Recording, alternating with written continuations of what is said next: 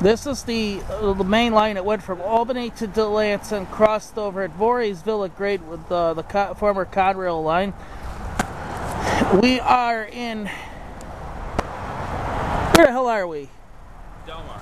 Delmar, New York. This is the old Delaware and Hudson Railroad overpass bridge. Crosses over 85 on the way to Voorheesville. This is the main line that's abandoned from Albany to about as north as Voorheesville. The other half is owned by SMS Railways in the Guilderland Industrial Park.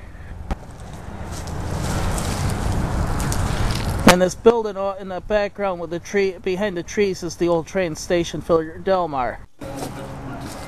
Here's the old train station still standing. Now here's the big joke. Now, you know, talk about being a little overzealous of the CP Rail's trademark no trespassing private property signs. There's no railroad track here. These guys really blew it right out of their buttholes.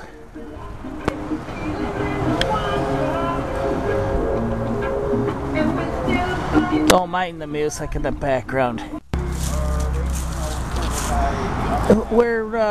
This is the stretch looking south to Albany. Now, nope.